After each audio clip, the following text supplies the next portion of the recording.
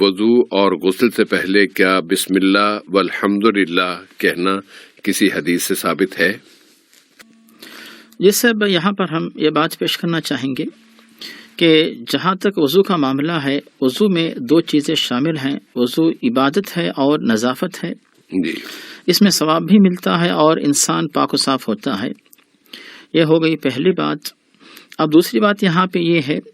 کہ وضو سے پہلے ہم اللہ تعالیٰ کا نام لیتے ہوئے بسم اللہ پڑھیں اور اس کی اہمیت کیا ہے۔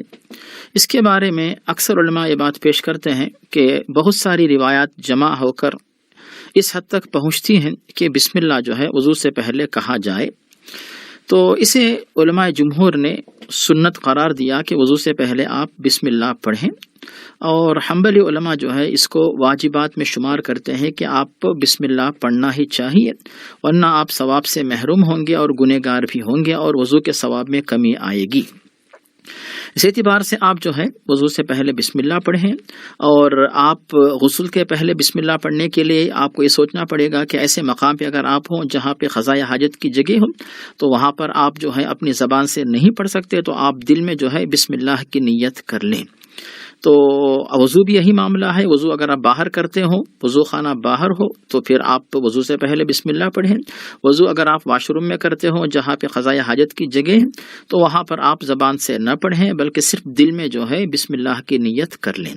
یہ ہوگی صاحب بھائی پہلی بات۔ جہاں تک بسم اللہ کے بعد والحمدللہ کہنا، یہ تو پھر کسی کی بنائی ہوئی بات لگتی ہے۔ بے شک الحمدللہ اللہ کی تعریف اپنی جگہ ہے، لیکن کچھ عبادات ایسی ہوتی ہیں جو اپنی طرف سے نہیں بنائی جا سکتی۔ جیسے چھوٹی سی مثال کی سورۃ الفاتحہ قیام میں پڑھنا فرض ہے لیکن رکوع اور سجدے میں پڑھنا جائز نہیں ہے،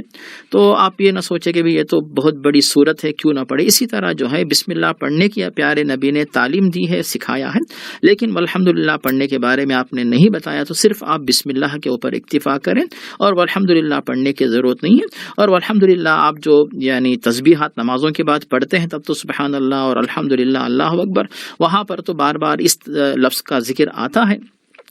تو یہ وہیں پہ جو ہے مناسب رہے گا، لیکن وضو کے بعد اس کے پڑھنے کا کوئی ثبوت ہمیں نہیں ملتا، اس لیے نہ کہیں صرف بسم اللہ پڑھنا کافی ہوگا۔